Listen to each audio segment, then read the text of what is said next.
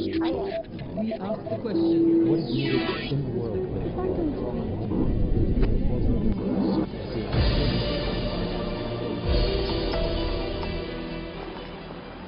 There are more than 30 million Kurds, most of them living in an overlapping area of Iraq, Iran, Syria, and Turkey. It's said to be the biggest ethnic community in the world without a homeland. In some of the countries they live in, they're prevented from speaking their language or obtaining citizenship. Saddam Hussein used chemical weapons against the Kurds, destroyed their villages, and killed tens of thousands of them during his rule. Their bodies are still being unearthed.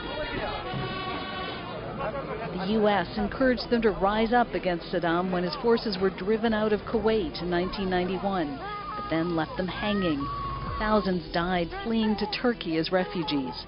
But the no-fly zone the Americans, British, and French established to protect them from Saddam's attacks allowed them to break away from Iraqi government authority while remaining part of Iraq.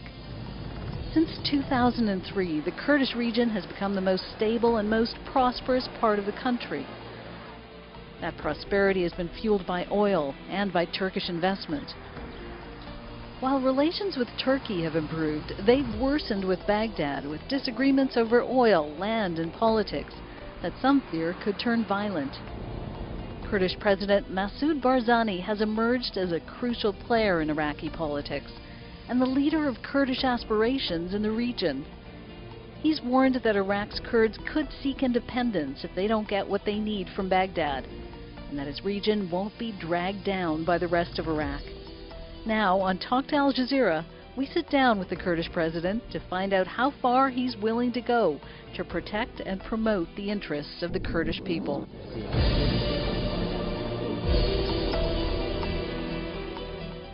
President Barzani, thank you so much for talking to Al Jazeera. This region has been through 2 wars, sanctions, fighting inside, attacks from outside. It seems more powerful and certainly more autonomous than it's ever been. But do you still feel that you're in a struggle for survival?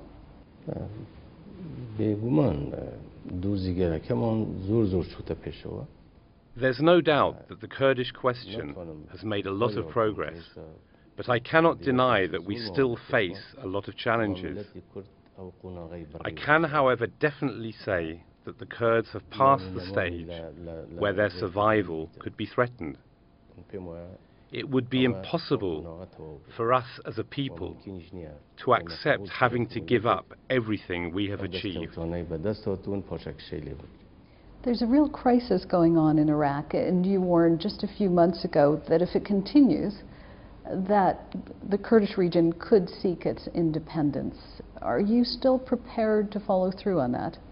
If I can make clear what exactly it is that I said, it's this: that Iraq is facing a serious and genuine crisis, and we have 2 kinds of problems. One is a general problem for Iraq as a whole, and the other is problems between the Kurdish region and Baghdad.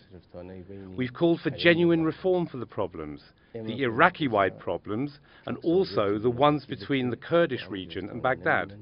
I call upon the Iraqi leaders, if they are ready and willing, to come and talk to us. We are ready to do whatever we can to help solve these problems. If the other Iraqi factions are not ready to follow us, then I will go back to the Kurdish people and ask them to decide what needs to be done. And I'm still saying the same thing. And do you feel now, given that there hasn't really been much progress between Baghdad and Erbil, do you feel now that you will go to the Kurdish people in September and ask them in a referendum whether they want independence? Frankly speaking, the current situation is not acceptable, and we will not allow it to continue. Our people cannot tolerate it, and I'm sure the Iraqi people will not accept it either. Certainly, at some point, I will go back to the people, but I'd first have to consult with the political parties in the region. I have to consult with Parliament. This is not a decision for me to make alone. But certainly, the moment we feel disappointed and lose hope of solving the problems and getting out of this crisis, then I will go back to the people. But before that, I have to consult with the political groups here and with Parliament. There has been an attempt for some months now to actually have a vote of no confidence in Prime Minister Maliki. It seems to have failed. Do you hold out any hope that he could be replaced in the next 2 years before the next elections? The process has not stopped, and the issue of questioning the Prime Minister in Parliament will continue. This seems to have become quite personal. You helped Prime Minister Maliki form a unity government. In fact, you helped him become Prime Minister, and there seems to be a feeling that he has betrayed your trust. How much of this is personal between Prime Minister Maliki and yourself, given the history over the last 2 years? I will not, under any circumstances, let the problem become personal. Of course, I had a lot of trust in Prime Minister Maliki because of our long-standing relationship. I've lost hope in him as a result of what has happened. I sometimes thought at meetings, if Maliki were here instead of me, he would defend the Kurds the way I did. But unfortunately, instead of that, the first opportunity that he had, in 2008, he ordered in the tanks against the Kurdish people. That was in Kanakin. When he did that, that was when I started losing trust in him.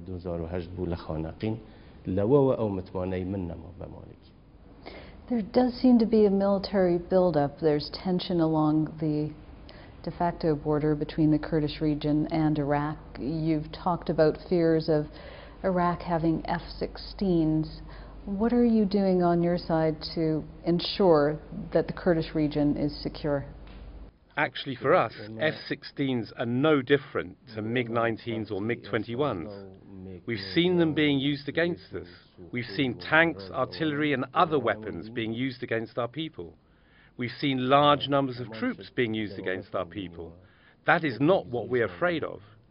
What we fear is the mentality that still believes in using planes, artillery and tanks to solve the problems. We do not believe that that will solve the problem. That's the wrong approach, and the misery and the troubles that Iraq faces today are a result of that kind of thinking. So we do not want that to be repeated. Otherwise, if Baghdad or the federal government think about the usage of such things, then we will be obliged to go back to the times when we had to think about how to target the F-16s so that they wouldn't reach us. We hope that that will not be the case, but we have to prepare ourselves.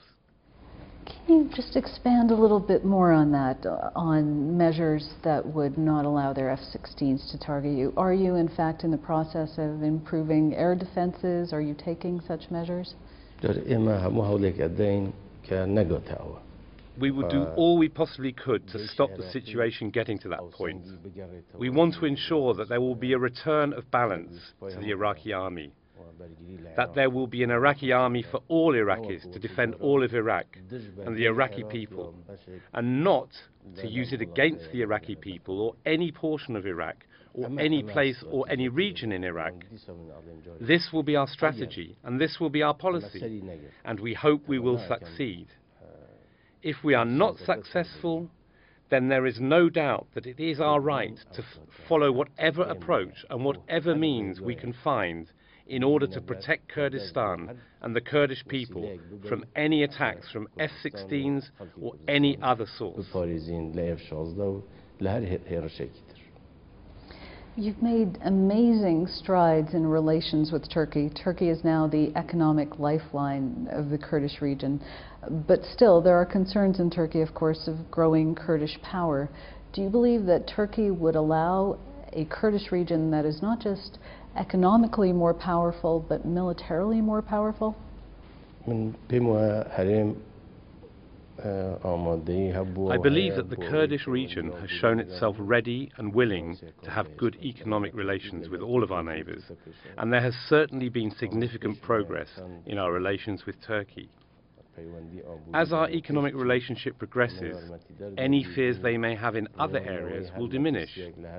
With regard to the military strengthening of the Kurdistan region, this is something of great importance to the Kurdish people and the region itself, and we will not allow anyone else to interfere. It is about defending the region and the people of the region. Oil now is very much a question. Baghdad has threatened to cut off some of the revenue that it gives to the Kurdish region. The Kurdish region says it's exporting crude oil to Turkey. one of Prime Minister Maliki's advisors has warned that things like this could actually lead to armed conflict. Where does this stop? It is clear that some people in Baghdad do not harbour any goodwill towards the people of Kurdistan, and they are simply hostile to the Kurdistan region. This is not a legal or constitutional issue. They simply want to stop progress in the Kurdistan region, and this is our conviction. Actually, none of the contracts we have signed have gone against the constitution. In the 2007 oil and gas law draft, there was a proposal that was prepared. It was supposed to go to Parliament, and there were annexes that said that if until May of that year the law did not pass in the Iraqi Parliament, then both sides could continue signing contracts.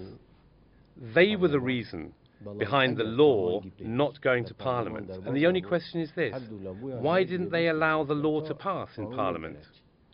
I'm not saying that we're correct in everything we have done or everything we say. There may be some issues on our side as well. But let's sit down and talk. Let's look at it. We have not done anything contrary to the Constitution. All of it has followed the Constitution. However, the moment we find any area in which we violated the Constitution, we are happy to admit it and remedy it. But whatever we see at the moment, it's just hostility towards Kurdistan, and that's being used as an excuse. Instead of having this kind of animosity against us, they should respond to the Iraqi people. They spent $27 billion on the electricity sector. Can they explain to the Iraqi people what has happened to that money? Look at it and ask the people what is going on with the electricity sector in the rest of the country. Let them respond to these questions and spend their energy on that instead of on hostility and working against the Kurdish people. They should expend their efforts providing services to the people of Iraq. Now, I would say the best way forward would be for talks to continue so that we get the oil and gas law passed in Parliament. The moment it passes, that will be the great chance for problems to be resolved. In contrast, if we wait for a personal decision by someone in Baghdad, that will not help. And of course, cutting the budget for the region from Baghdad, that we would consider as a declaration of war, and Baghdad would be held responsible for whatever consequences follow. What does that mean if they do cut the budget and you do consider it a declaration of war? What does that mean? What's the next step? The moment they cut the budget, that would be considered a declaration of war. It's obvious when you say there's a declaration of war. It's obvious what that entails. It's premature to talk about that now, but certainly the moment they were to do that, then we would consider it a declaration of war, and it's obvious what that means. I don't think there's a need to go into details. To most people, a declaration of war would mean that you get your fighters, you get your weapons, and it starts armed conflict. Is that what we're talking about? There are many options. That is not the only option. Can the Kurdish region survive economically if Iraq did cut the budget through oil exports to Turkey or other places? This situation will not remain. It will not continue like this. Does that mean that... The question is, can the whole of Iraq remain like that or not? And that is a good question, because we're seeing increasing attempts at autonomy in the Sunni provinces, some of them in the south. Will Iraq hold together? We are not talking about the old Iraq. We have contributed and are partners in building this new Iraq. The new Iraq should be ruled jointly. And also, there has to be a partnership, a real partnership in this country. It is not about one individual or one group ruling the country. That is exactly what the problem is in Iraq today. It is the problem of one-man rule and the imposition of centralized rule. So, I do not believe that even Iraqis will accept that. Neither the Shias nor the Sunnis will accept the current situation. And it is not the case that with this crisis, a single group would be able to lead Iraq towards an unknown future. That is not something the rest of the Iraqi people will accept. I don't believe they will accept this kind of approach, that someone imposes his will. So either we have a genuine partnership in this country, or the people